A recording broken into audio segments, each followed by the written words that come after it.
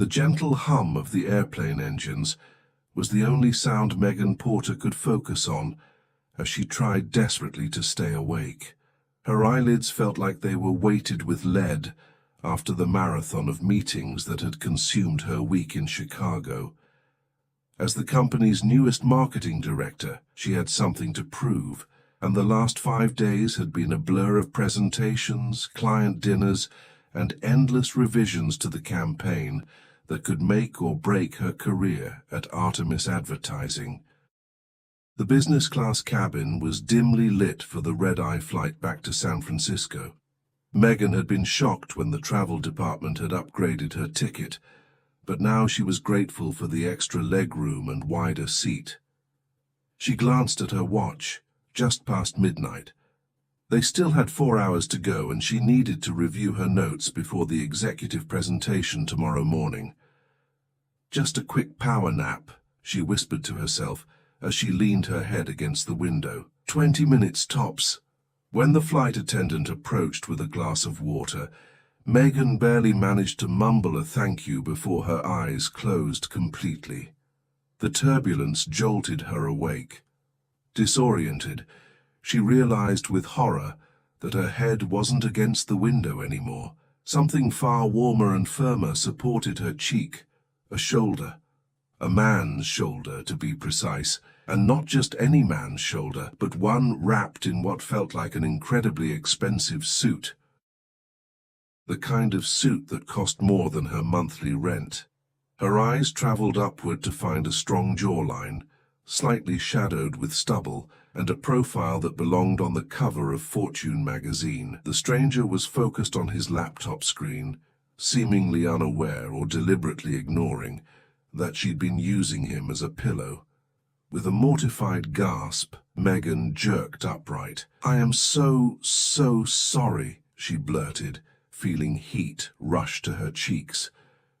The man turned, and Megan's heart stopped. Deep blue eyes met hers, and a slight smile curved the corner of his mouth. "Don't worry about it.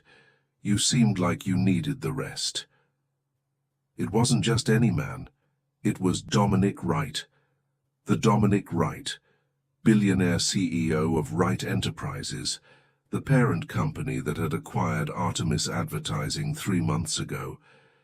The man who was effectively her new boss's boss. "Mr. Wright," she managed, her voice barely above a whisper. "I had no idea. I didn't realize." She stopped herself before she could babble further. "Thank you for your understanding." He closed his laptop and turned slightly toward her. "You have me at a disadvantage. You know who I am, but I don't know your name." "Megan Porter," she replied, trying to collect herself. "Marketing director at Artemis." A flash of recognition crossed his face. "Ah, the Chicago campaign. I've heard good things." Her heart raced. The CEO knew about her project. "Thank you, sir. We've been working hard to make it succeed." "Dominic, please." "Sir makes me feel like my father." His smile was warm, transforming his serious face into something almost approachable. Megan nodded, still mortified but somewhat relieved by his casual demeanor. She reached for her bag under the seat, determined to look professional. "I should probably review my notes for tomorrow's presentation." "The one at 9 a.m. with the executive board?" "Yes," she confirmed, surprised again that he was aware of her schedule. "I'll be there," he said simply, reopening his laptop. Of course he would. Megan felt her anxiety double. Not only had she drooled on the shoulder of Dominic Wright, a quick check of her chin confirmed her fear, but now she knew he would be watching her present tomorrow. No pressure.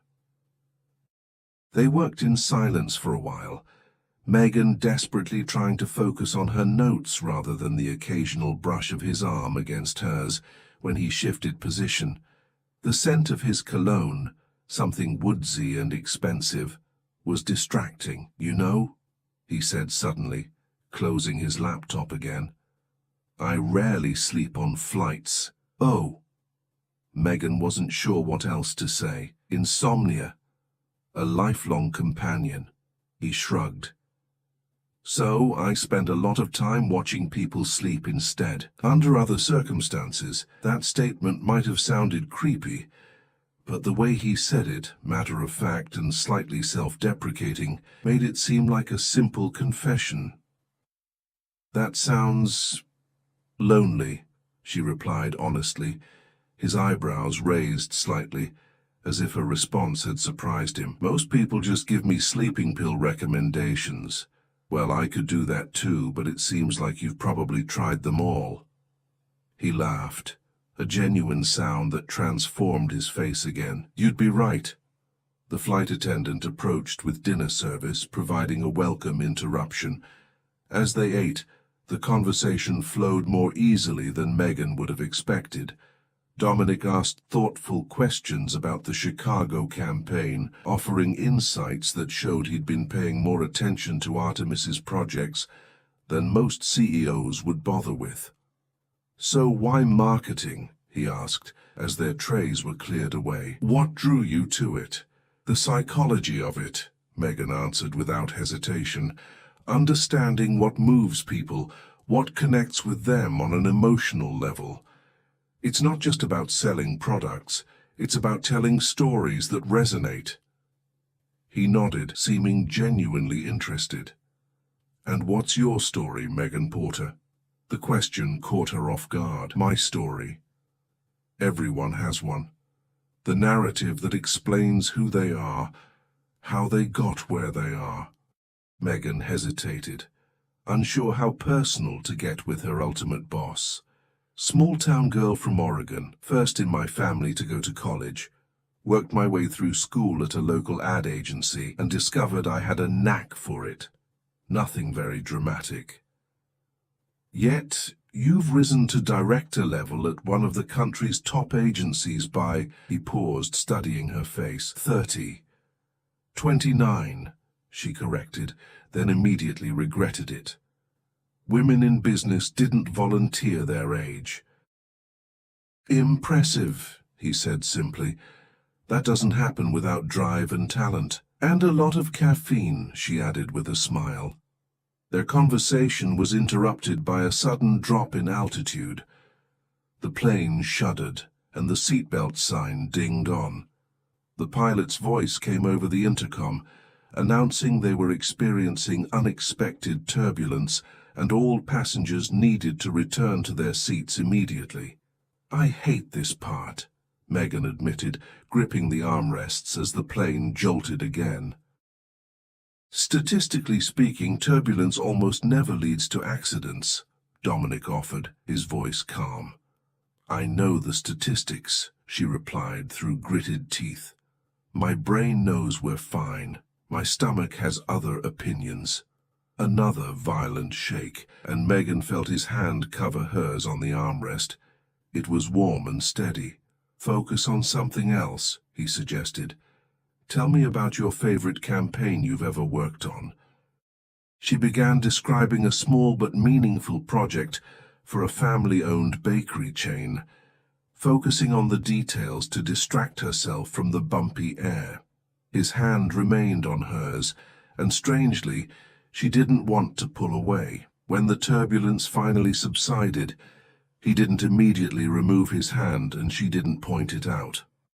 There was something comforting about the connection, until the realization of how inappropriate it was hit her, and she gently extracted her fingers, pretending she needed to reach for her water bottle.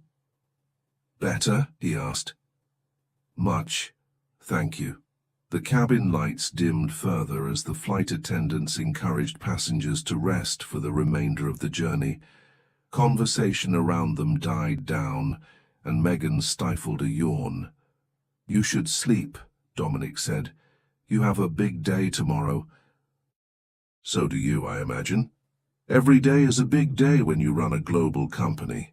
There was no arrogance in his tone, just simple fact. But I've had practice functioning without sleep. Megan nodded, feeling her eyelids growing heavy again. If you're sure you don't mind. "I don't mind," he replied softly. "Just wake me if I start using you as a pillow again." "I will." But something in his smile suggested he might not.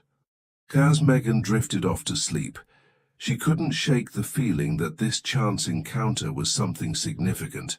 What she didn't know was how right she was, and that what would happen in the next few hours of this flight would change the course of her life forever.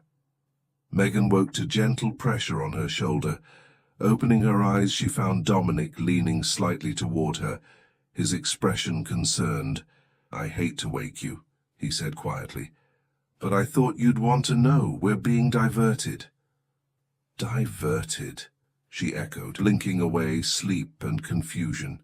The cabin lights had brightened, and around them passengers murmured with growing concern. "Weather system over the Bay Area. The pilot announced it a few minutes ago. We're landing in Denver instead." Megan checked her watch. 3:17 a.m. Her mind raced through the implications. The presentation was in less than 6 hours, and she was about to be stranded in Colorado. "What happens now?" she asked, reaching for her phone to turn off airplane mode. "Now we land, and then Wright Enterprises solves the problem." The calm confidence in his voice was both reassuring and slightly irritating. Of course he had the resources to fix any travel inconvenience. The rest of them weren't so lucky. The pilot's voice confirmed what Dominic had told her, adding that they expected significant delays and would provide more information once on the ground. Around them, passengers were already making frantic phone calls and sending emails. "My presentation," Megan said, more to herself than to him. "I can't miss it."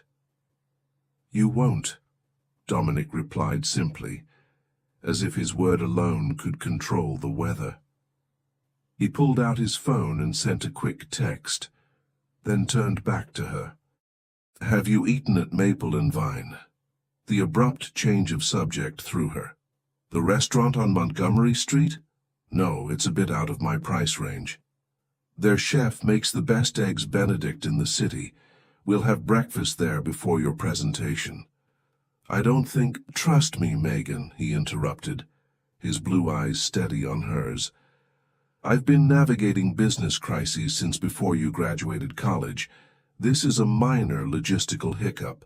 She wanted to point out that his version of a minor hiccup probably involved private jets and helicopter transfers, options not available to marketing directors with student loans.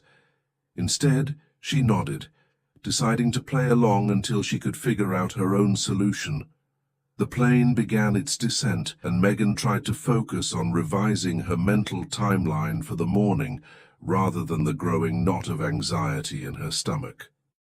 Or the distracting presence of Dominic Wright, who was now calmly working on his laptop, as if an emergency landing were part of his daily routine.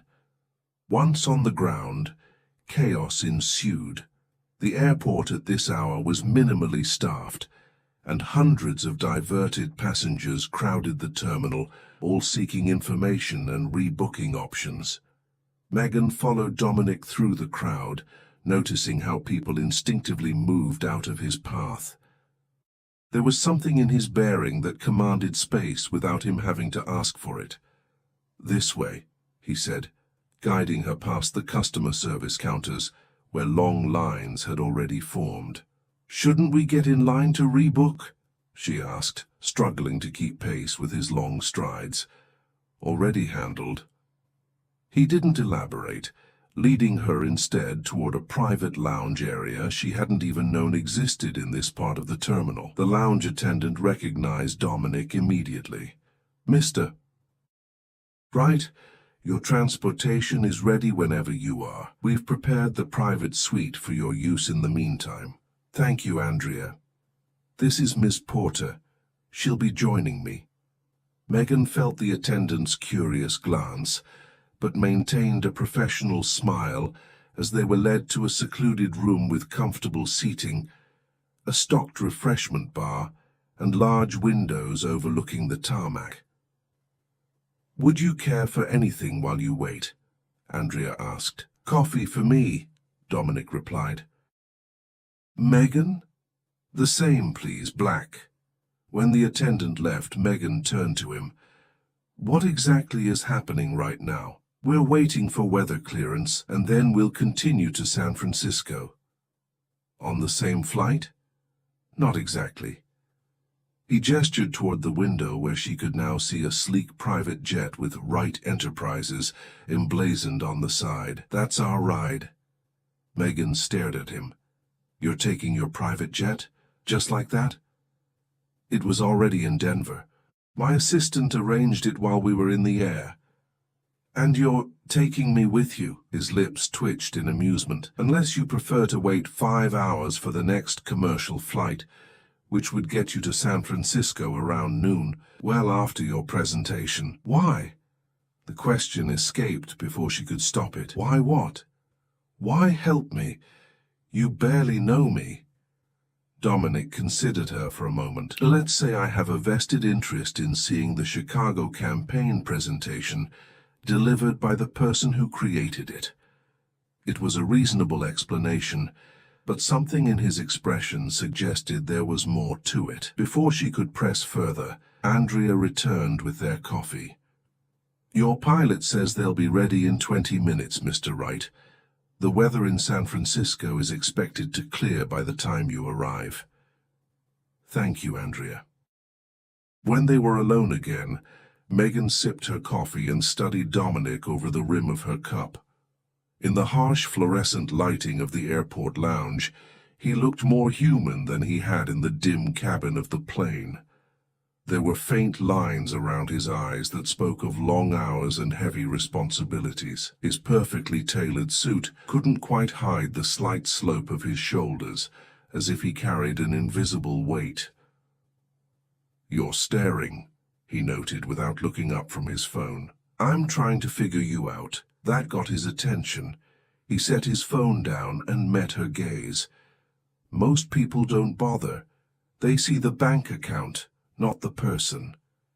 Is that why you're being so helpful? Because I treated you like a normal human being? Is that what you did? There was genuine curiosity in his question. Megan thought back to their interaction on the plane. I drooled on your very expensive suit and then talked about marketing psychology. So yes, I think I treated you quite normally. He laughed, and again she was struck by how it transformed his face, softening the hard edges of power and privilege. Fair enough. So what's the real reason? She pressed.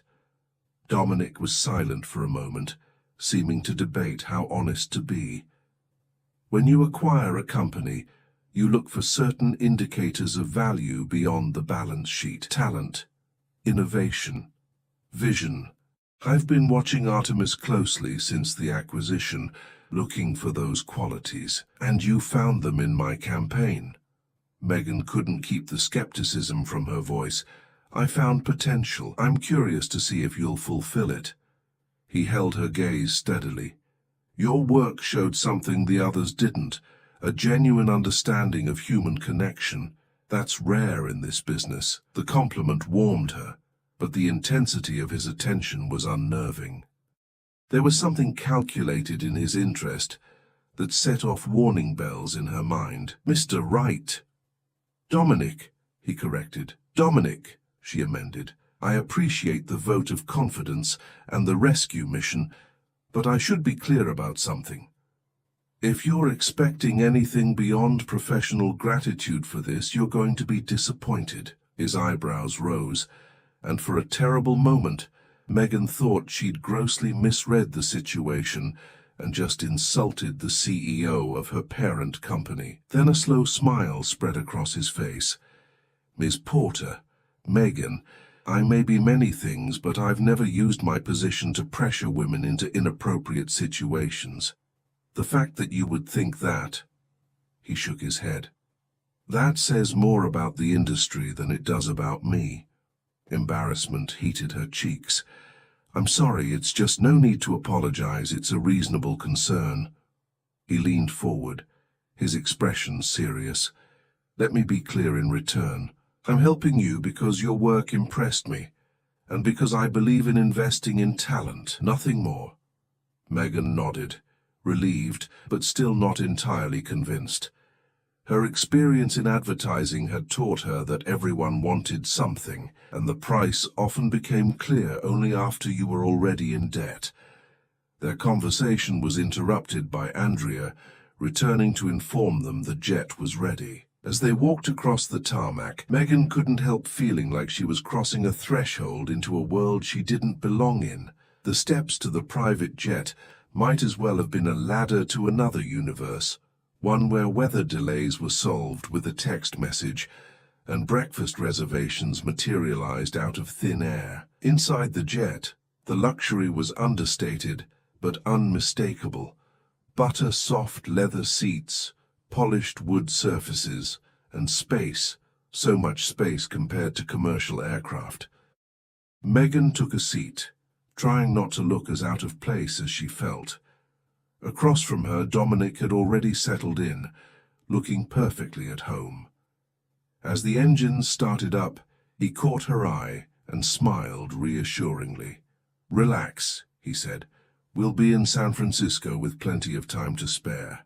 What Megan didn't know was that time was precisely what they didn't have, and that by the time they landed, everything she thought she knew about Dominic Wright and herself would be turned upside down.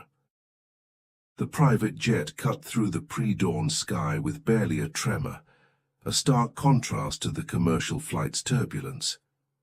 Megan tried to focus on finalizing her presentation notes, but her attention kept drifting to the man seated across from her. Dominic had been on a business call for the past 20 minutes, speaking in low, measured tones about market projections and acquisition strategies. This was the CEO in his element, commanding, decisive, and completely different from the man who had comforted her during turbulence. When he ended the call, he caught her watching him. "Something on your mind?" "Just wondering if you ever stop working," she admitted. Says the woman reviewing presentation notes at 4 in the morning. Megan smiled, conceding the point. "Fair enough. Though in my defense, I'm facing unusual circumstances." "Aren't we all?" There was something cryptic in his tone that made her pause. Before she could ask what he meant, the pilot's voice came over the intercom. "Mr. Wright, we're receiving a secure transmission for you. I've routed it to your private line." Dominic frowned slightly, reaching for the phone embedded in his armrest. "Excuse me," he said to Megan, then switched to the call. His expression shifted as he listened, the casual warmth evaporating into something harder, more controlled. "When?" he asked sharply. "Are you certain?" "No, don't alert anyone else. I'll handle it personally." He hung up and immediately pulled out his personal phone, typing rapidly. "Is everything okay?" Megan asked, concerned by the sudden change. He looked up, seeming almost surprised to find her still there. "There's been a situation at headquarters, nothing for you to worry about." But the tension radiating from him suggested otherwise. Megan had worked enough corporate crises to recognize when someone was managing a serious problem. "If there's anything I can do to help, there isn't." His tone was clipped, final. Then, seeing her expression, he softened slightly. "I apologize. This is unexpected." The pilot announced they were beginning their descent into San Francisco. The sky outside the windows was lightening, the first pale blush of dawn illuminating the clouds below them. In less than an hour, Megan would be at the office, ready to deliver the most important presentation of her career, with the distracted CEO in attendance. "About the presentation," she began carefully. "If you need to handle this situation instead, I completely understand." Dominic's gaze was piercing. "I'll be there, Megan. Some things can't be delegated." He checked his watch. "We'll land in 15 minutes. My driver will take us directly to Maple and Vine as planned, then to headquarters." "Are you sure that's wise? If there's a crisis, the crisis will wait for breakfast." The firmness in his voice brooked no argument. Some problems are best approached with a clear head and full stomach. Megan couldn't help but smile at the practicality. "Is that a billionaire's secret to success?" "That's my grandfather's advice. He built Wright Enterprises from nothing with that philosophy." His expression softened at the mention of his grandfather. "Hard work and regular meals. His recipe for empire building." As the jet descended, Megan gathered her belongings, feeling a strange mix of anticipation and dread. The events of the night had thrown her completely off balance. 24 hours ago, Dominic Wright had been just a name on the organizational chart, a distant figure at the top of the corporate pyramid. Now she'd slept on his shoulder, flown on his private jet, and was about to have breakfast with him before her career-defining presentation. The landing was smooth, the transition from plane to waiting car seamless. Dominic's world operated with an efficiency that made ordinary life seem clumsy by comparison. His black Bentley glided through the early morning streets of San Francisco, the driver navigating traffic with practiced ease. Sitting beside him in the luxurious back seat, Megan was acutely aware of the growing silence between them. Dominic was absorbed in his phone, responding to what appeared to be an endless stream of messages related to the mysterious situation. The easy rapport they'd established on the flight had evaporated, replaced by a wall of preoccupation. Maple and Vine was just opening when they arrived, but the staff clearly had been expecting them. The maitre d' greeted Dominic by name and led them to a private corner table with a view of the bay. Despite the early hour, the restaurant exuded elegance, from the crisp white tablecloths to the gleaming silverware. "Mr. Wright, we've prepared a selection of breakfast items as requested," the maitre d' said. "Your usual coffee is being prepared." "Thank you, Victor. Ms. Porter will have—" He looked to Megan expectantly. "Just coffee for now, please. Black." Her appetite had disappeared under the weight of pre-presentation nerves and the lingering strangeness of the situation. When they were alone, Dominic set his phone face down on the table and fixed his attention on her. "I owe you an apology." "For what?" "For being distracted, poor company." He ran a hand through his hair, the first sign of discomposure she'd seen from him. "Today is complicated. The mysterious situation at headquarters," she ventured. He hesitated, then seemed to make a decision. "Megan, what I'm about to tell you cannot leave this table. Do you understand?" Her heart rate kicked up. "Yes, of course. There's been a security breach at Wright Enterprises. Someone has accessed sensitive files related to our recent acquisitions, including Artemis." Megan's breath caught. "A hack? Internal, we believe. Someone with high-level clearance." His blue eyes were intense, searching hers. "The information they accessed includes detailed evaluations of key personnel, including me?" The question slipped out before she could stop it. "Yes," he didn't sugarcoat it. "Your Chicago campaign was flagged in our system as a potential blueprint for our expanded marketing strategy. The data includes projections, client information, and personal assessments." The coffee arrived, providing a momentary reprieve from the tension. Megan took a sip, barely tasting it. "Why are you telling me this?" "Because in approximately 2 hours this information will become public knowledge. The files were transmitted to several news outlets with a scheduled release. We're trying to contain it, but—" He spread his hands. "Technology has its limitations. And my presentation, should I even bother? That's entirely up to you. His gaze was steady. But before you decide, there's something else you should know. The waiter approached with plates of food, interrupting momentarily. When they were alone again, Dominic leaned forward. The personnel assessments included my personal notes on potential leadership candidates for Artemis's new executive team. Your name was at the top of my list. Megan nearly choked on her coffee. What? I've been at director level for less than a year, and in that time, you've increased your department's revenue by 38%. The Chicago campaign isn't just good, Megan. It's revolutionary in its approach. You see connections others miss. His praise should have been exhilarating, but something wasn't adding up. Why would you put a junior director on a short list for executive leadership? Because I don't care about corporate ladders. I care about results, he paused, and because your insight into the Hoffman account saved us from a potentially disastrous campaign direction. Megan froze. I never shared my concerns about the Hoffman account outside my department.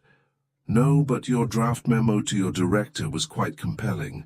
The one suggesting a complete pivot in strategy.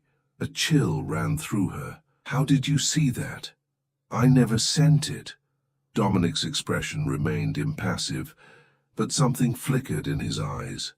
It was included in your performance review materials. No, it wasn't. Certainty hardened her voice. That memo was in my personal drafts folder. I decided against sending it after Jack convinced me to stick with the original direction. A heavy silence fell between them. The implications were clear. Either her private work emails had been monitored, or Dominic wasn't being truthful about how he'd accessed her unsent memo. "Who are you really?" she asked quietly.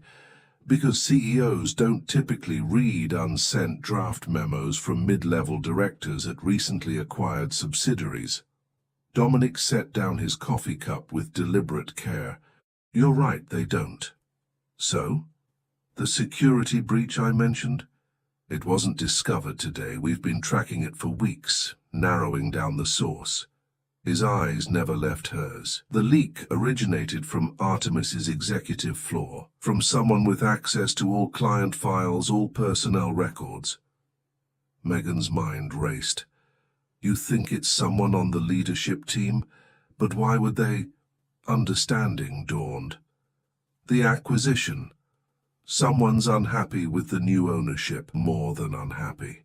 Actively sabotaging, selling sensitive information to competitors." His voice was grim. "And using lower-level employees' credentials to cover their tracks." Horror washed over her. "Including mine. Your login was used to access files you would never have reason to view. Files you didn't even have official clearance for. And you suspect me." The accusation stung. "I did." His use of past tense caught her attention. "Until I met you on the plane." People can fake a lot of things, Megan, but not the kind of genuine passion you have for your work. Not the integrity that made you immediately clarify you wouldn't exchange favors for help. So the diverted flight, the private jet, this breakfast, it's all been what? An elaborate background check? Not exactly. For the first time he looked uncomfortable.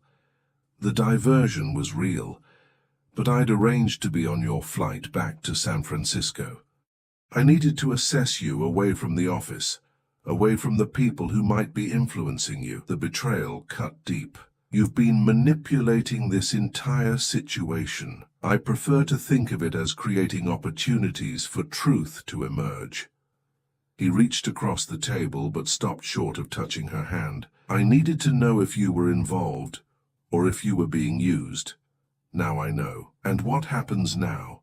Her appetite completely gone, Megan pushed her untouched plate away. Dominic's expression darkened. Now we walk into a hornet's nest, because whoever is behind this will be at your presentation, watching to see what I know, what we both know.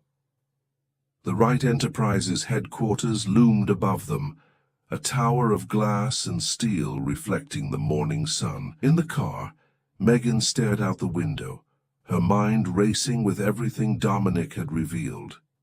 The presentation materials in her lap seemed trivial now, compared to the corporate espionage drama she'd unwittingly stepped into. "When we go in there," Dominic said quietly, "we need to act as if nothing unusual has happened, just a CEO taking special interest in a promising campaign.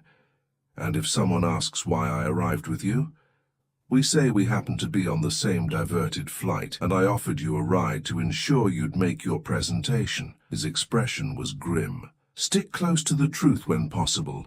It's easier to maintain." The car pulled into the private underground garage, stopping at an executive entrance Megan had never used before. As they stepped out, Dominic placed a light hand at the small of her back, guiding her toward the elevator. "Ready?" he asked. No, she wasn't ready. She wasn't prepared to walk into a meeting with a corporate saboteur who had used her login credentials. She wasn't ready to pretend everything was normal when her career hung in the balance. And she certainly wasn't ready for the confusing mix of anger and attraction she felt toward Dominic Wright. "As I'll ever be," she replied, straightening her shoulders. The executive floor was already bustling when they arrived. Heads turned as they walked in together, the CEO and the marketing director, an unlikely pair. Megan spotted her direct boss, Jack Reynolds, emerging from the conference room. His face registered surprise, then something harder to read. "Megan, we were getting worried." Jack approached, his smile not quite reaching his eyes. "The flight delay had us scrambling to reschedule." "Fortunately, Ms. Porter and I were on the same flight," Dominic interjected smoothly. "I had alternative transportation arranged." "How convenient," Jack replied, his gaze flicking between them. "The board is assembled. We're just waiting on Patricia from legal." "I'll get set up," Megan said, eager to escape the tension.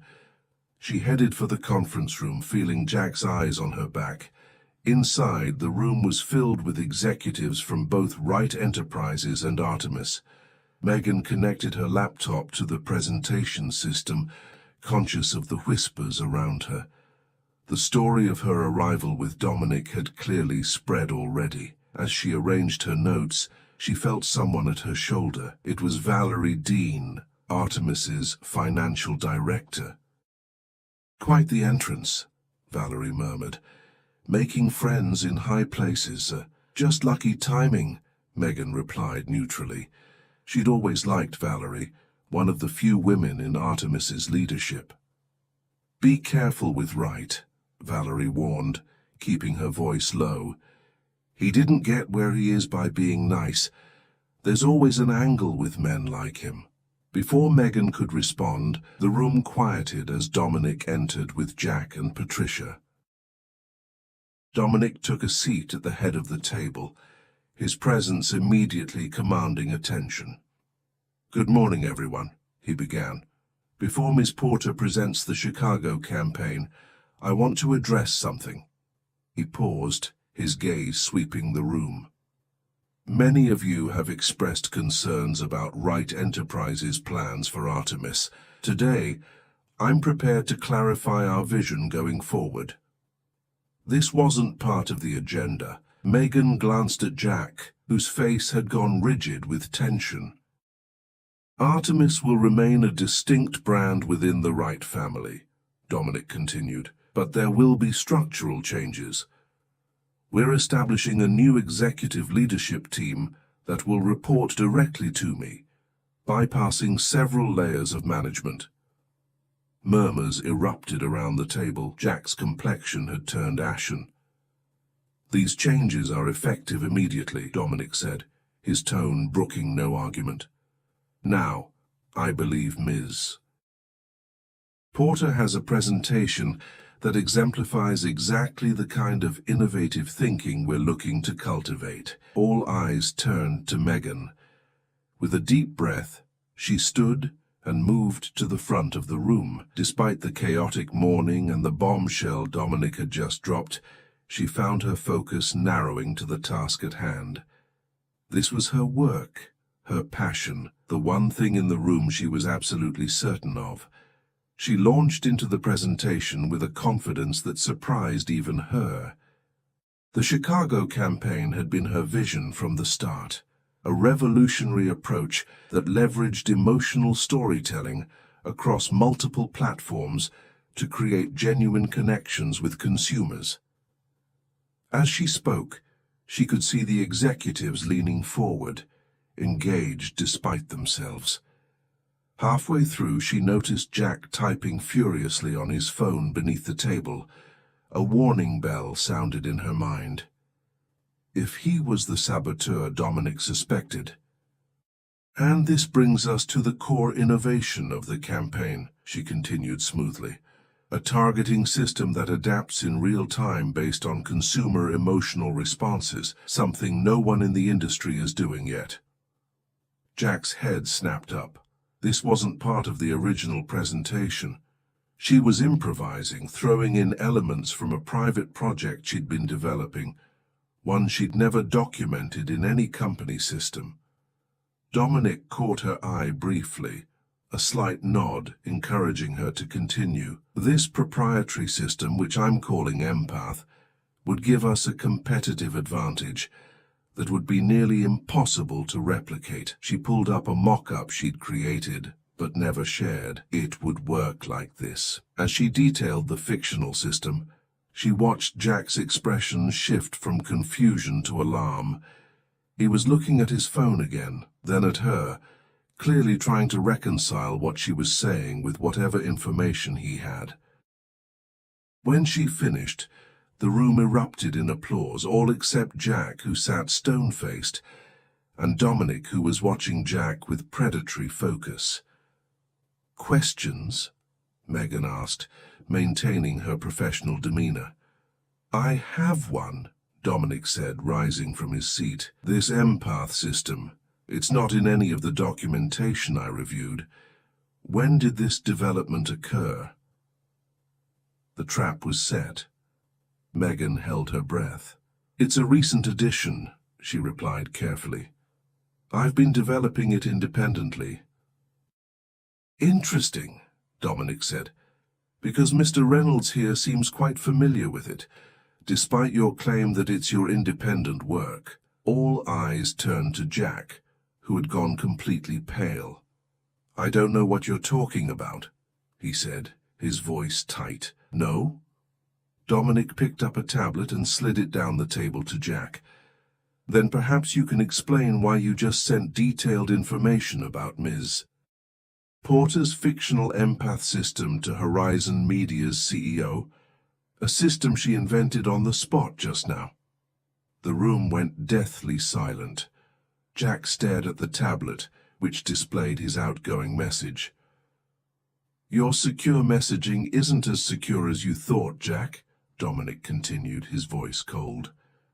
"We've been monitoring all communications from your devices for weeks, ever since unusual access patterns were flagged by our security team." Valerie gasped. "Jack, you've been selling our work?" Jack looked around the table, finding no allies. "You don't understand," he said bitterly. "Wright was going to dismantle Artemis. I was protecting us. By compromising our client's trust? By using my login to access confidential files?" Megan couldn't keep the hurt from her voice. Jack had been her mentor since she'd joined Artemis. "I needed credentials above suspicion," he said, not meeting her eyes. "You were perfect, ambitious enough that people wouldn't question you researching sensitive information, but too junior to be taken seriously if anything was discovered. Security is on their way," Dominic said quietly. "I suggest you cooperate, Jack. Corporate espionage carries serious consequences." As security personnel entered and escorted Jack from the room, Dominic turned to the stunned executives. "This meeting is adjourned. We'll reconvene tomorrow to discuss the restructuring. Ms. Porter, if you'd stay behind, please. The room emptied quickly, executives filing out in shocked silence. When they were alone, Megan sank into a chair, the adrenaline draining from her system. "You were brilliant," Dominic said, sitting beside her. "That improvisation with the empath system was inspired." "I can't believe Jack would do this," she said, still processing the betrayal. "He hired me. He championed my work. And took credit for your ideas behind the scenes from what we've found." Dominic's voice was gentle but firm. "The messages he sent to competitors often included your concepts presented as his own." Megan closed her eyes, feeling a complex mix of anger and grief. "What happens now?" "Now?" Dominic's hand covered hers on the table. "Now we rebuild, starting with that executive team I mentioned." Her eyes flew open. "You were serious about that?" "Deadly serious. And I want you on it." His blue eyes held hers, not because of what happened today, but because of what I've seen in your work, your genuine talent. "I don't know," she said honestly. "This is all happening so fast." "Take some time," he offered. "The position will be there when you're ready." She studied him, this complicated man who had manipulated circumstances to catch a corporate spy, yet had shown genuine appreciation for her abilities. "And what about this?" She gestured between them. Dominic's expression softened. "That depends entirely on you. I won't pretend I'm not attracted to you, Megan, but I'm also your boss. Potentially your direct boss if you accept the executive position. That complicates things." "It does," she agreed. "And I don't make life-changing decisions on a few hours' sleep after a night of corporate intrigue." He smiled, a real smile that transformed his face. "Fair enough. But perhaps we could start with dinner. Not as CEO and employee, but as Dominic and Megan. Two people who met on a plane when one fell asleep on the other's shoulder." Despite everything, Megan found herself smiling back. "I'd like that." 6 months later, Megan stood at the window of her new executive office, looking out at the San Francisco skyline. The Artemis restructuring had been a success, with the company's value increasing 30% under the new leadership team. Her promotion to Chief Innovation Officer had raised eyebrows initially, but her results had quickly silenced any doubters. A knock at her door interrupted her thoughts. Dominic entered, more casual than she'd ever seen him in their early encounters, his tie loosened and jacket